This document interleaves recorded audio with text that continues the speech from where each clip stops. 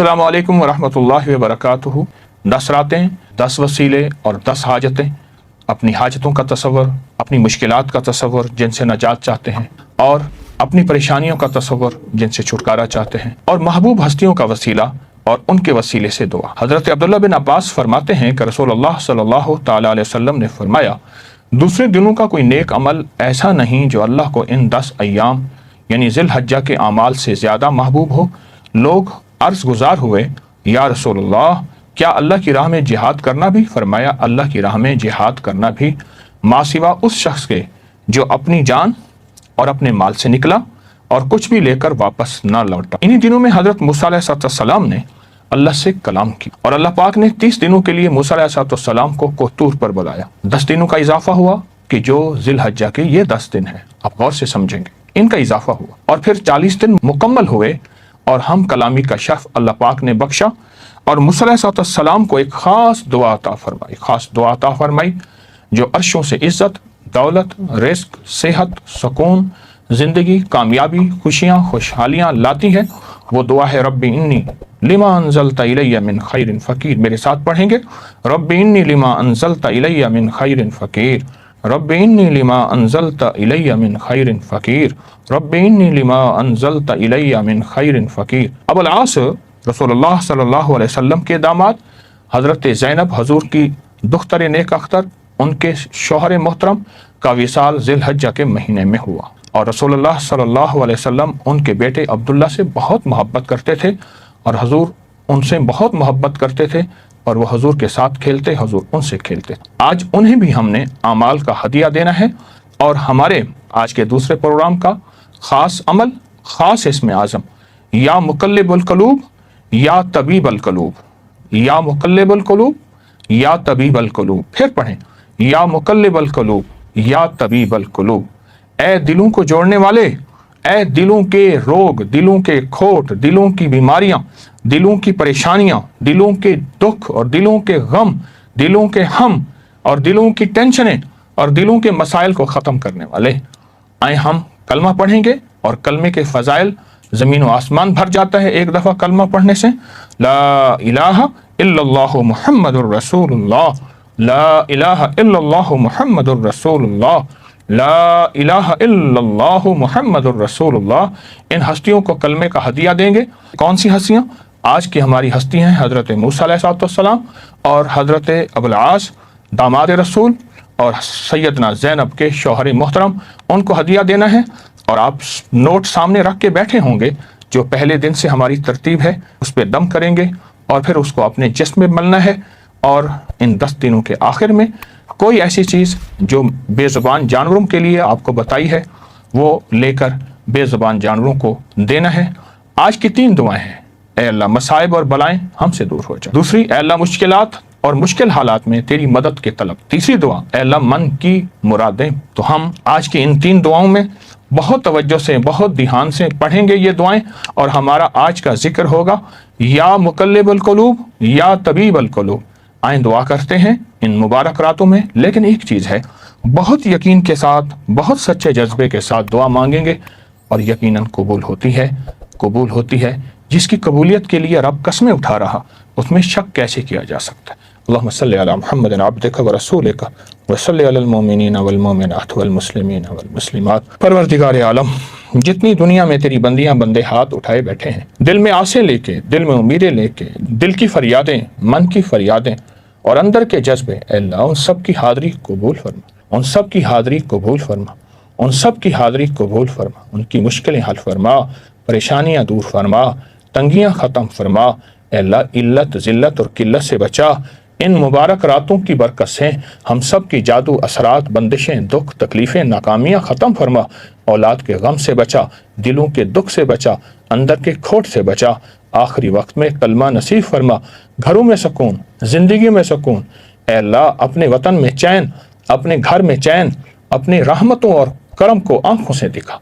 चैन, राहत और रहमत फरमा, नस्लों की हिफाजत फरमा, हमारे मन की हिफाजत फरमा, हमारी आंखों, हमारे जज्बों की हिफाजत फरमा। करम, करम और रहम फरमा, अता और शफ़क़त फरमा।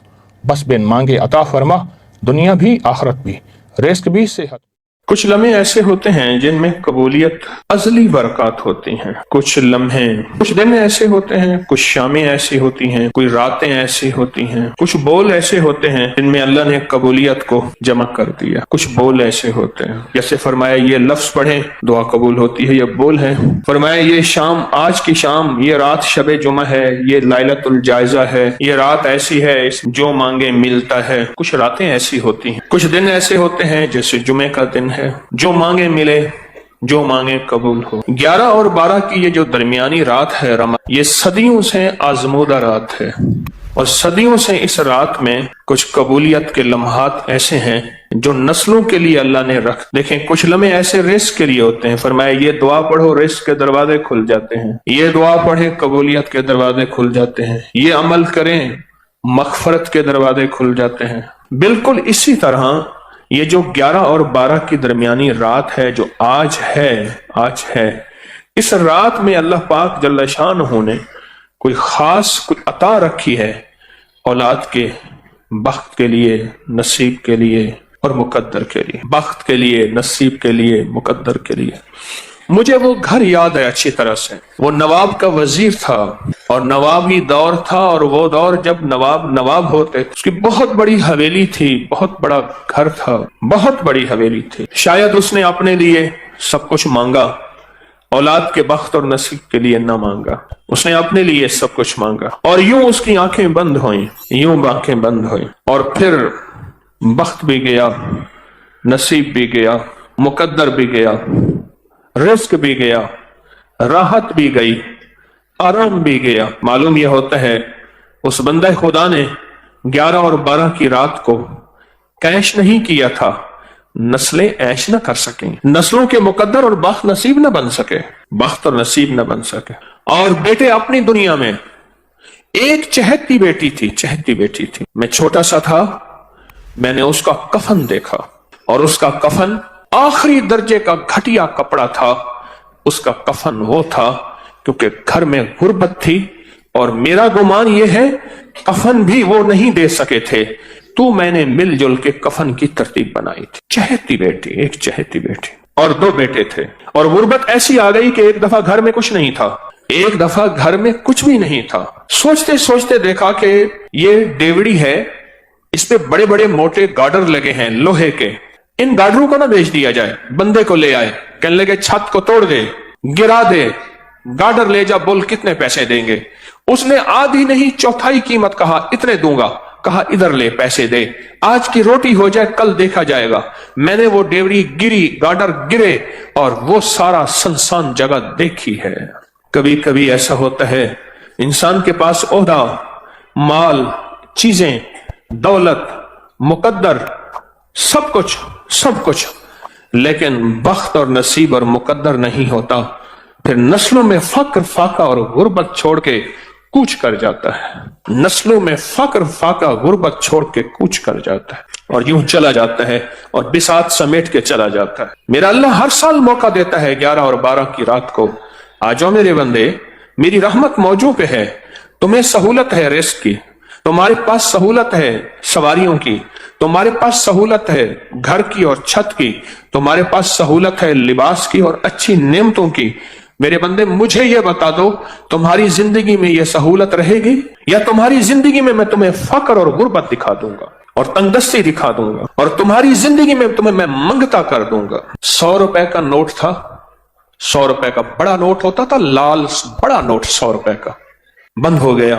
اسی نوٹ میں وہ سگریٹ پیتا تھا، اسی نوٹ کے اندر سگریٹ کو لپیٹتا تھا، اور نوٹ ساتھ جلتا تھا، اور 100 روپے کے نوٹ کے ساتھ سگریٹ پیتا تھا۔ میں نے خود دیکھا، مجھ سے دوائی لینے آتا تھا تو نوٹ ایسے نکالتا تھا، کیوں؟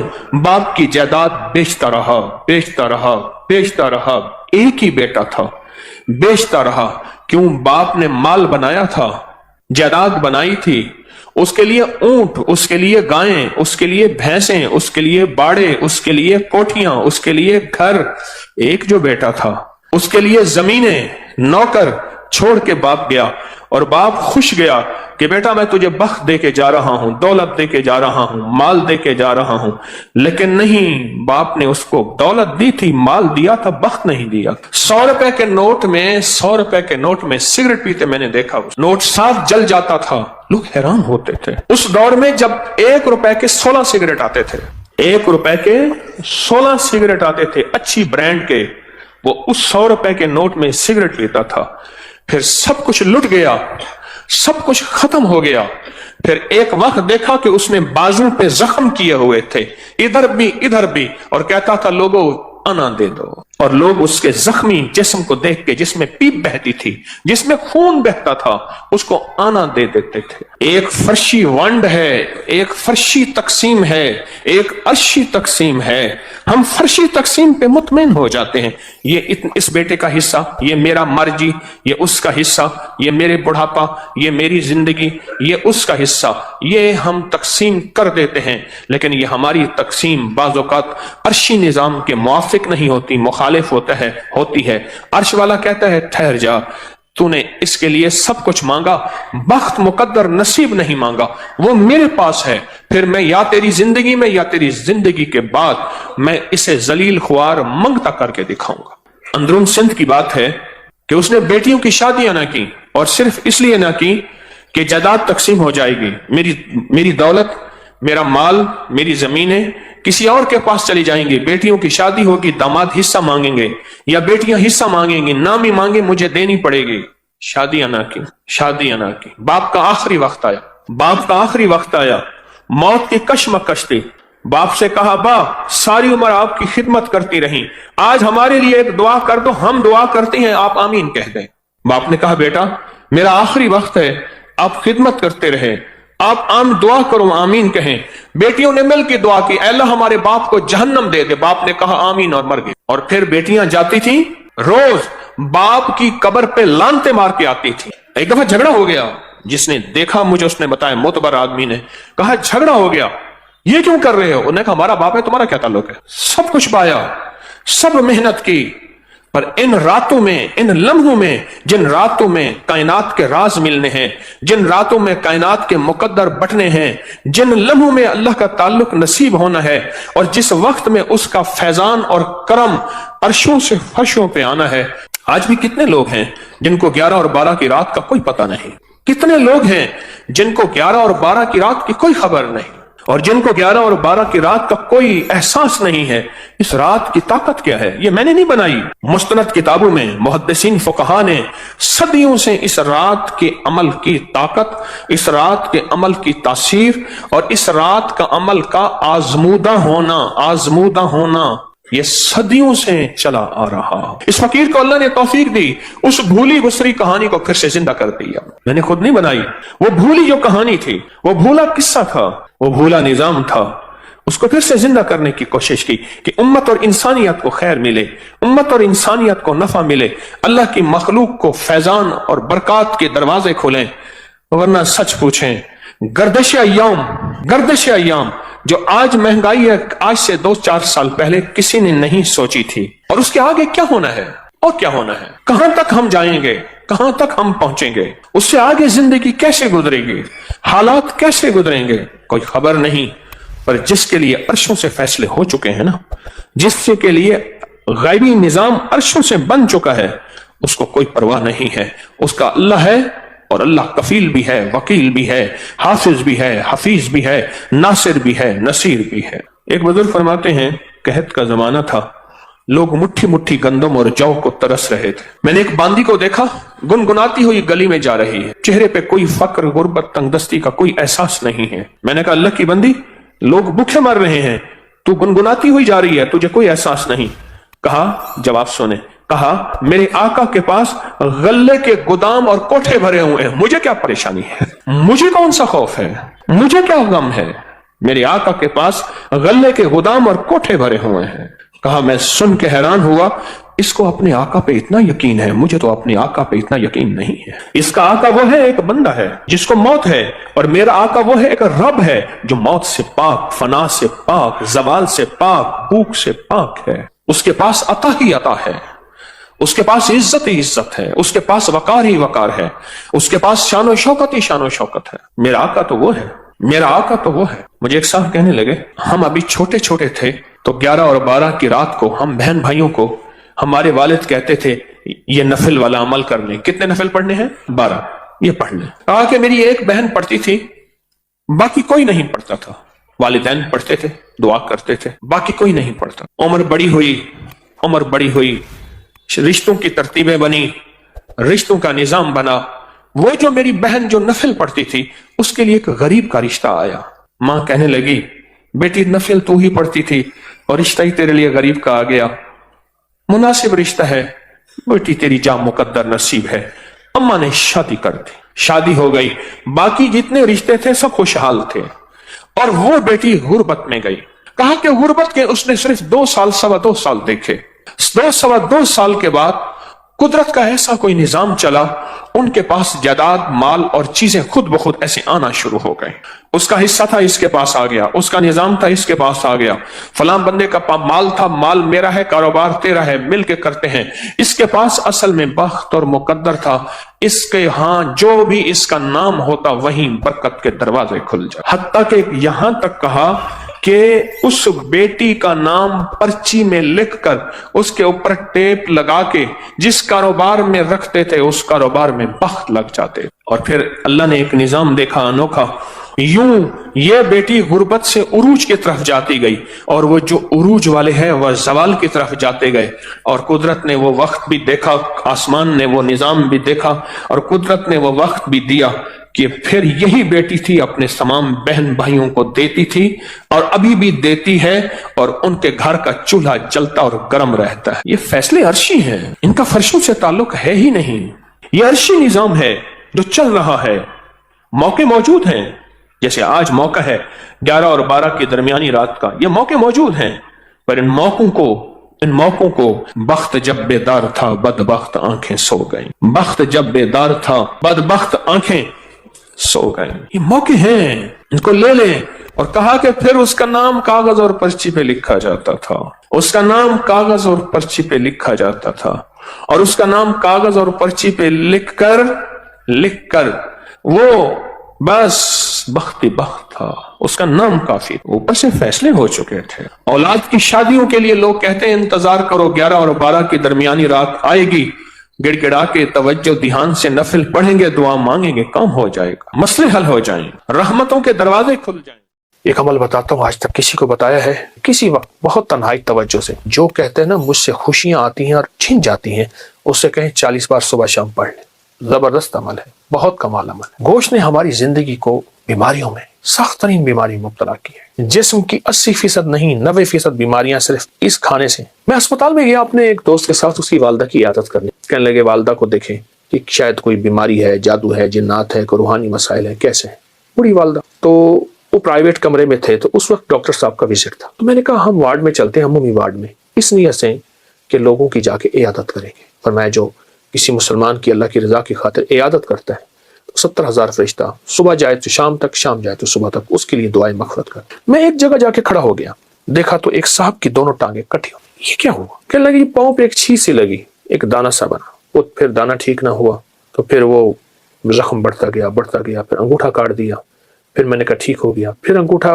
ٹھیک ہو گیا، پھر زخم ہو گیا، پاؤں کاٹ دیا، پھر پنڈلی کاٹ دی، پھر حتیٰ کہ آدھی ران کاٹ دی، اور کہا میں پھر ٹھیک ہو کے گھر آ گیا، مرحلہ وار ہسپتال جاتا رہا، کچھ عرصے کے بعد دوسرے پاؤں پہ یہ کچھ ہو، اور اب عالم یہ ہے کہ وہ بھی مرحلہ وار جسم کا حصہ ٹانگ کٹتے اب یہاں تک کاٹا، اور کہتے اس کی آنکھوں سے آنسو۔ کہا کہ مجھے وہ لمحے یاد ہیں، میں طواف کرتا، میں مسجد کی طرف قدم اٹھاتا تھا، میں خیر کی طرف قدم اٹھاتا تھا، کسی مسلمان کی مدد کی طرف چلتا تھا، دوڑتا تھا، بھاگتا تھا، اور آنکھ کے آنسو۔ کہا کہ اب کہاں سے یہ لمحہ، اب کہاں سے یہ وقت ملے، اب کہاں سے یہ گھڑیاں ملے گی؟ قرآن حدیث میں آتا ہے، آقا کا فرمان ہے سرور کونین صلی اللہ تعالی علیہ وسلم کا، آسمان سے ایک آواز دینے والا آواز دیتا ہے رات کی تنہائیوں میں، اے خیر کی طرف چلنے والے آگے بڑھ، اے شر کی طرف چلنے والے اب رک جا۔ تو آپ خیر کی طرف چلنے والے ہیں، آپ خیر کی طرف قدم اٹھانے والے ہیں، آپ خیر کی طرف بڑھنے والے ہیں، اب ذرا قدم بڑھا دیں، اب ہمت بڑھا دیں، اب حوصلہ بڑھا دیں، اور اللہ توفیق دینا۔ ایک عمل بتاتا ہوں، آج تک کسی کو بتایا ہے، کبھی قضا نہیں ہوا۔ 2 رکعت نماز نفل پڑھ کے حاجت کی کسی وقت بہت تنہائی توجہ سے اس کے بعد 3 دفعہ سورۃ یاسین پڑھ لیں. اللہ سے جو مانگے ملے گا, اللہ سے جو مانگے ملے گا, اللہ سے جو مانگے ملے گا انشاءاللہ. یہ بہت طاقتور نفل ہے اور بہت حیرت انگیز, بہت زبردست نفل. اور اس کے میں سورۃ یاسین کا ایک یاد آیا, سلام قولا من رب الرحیم.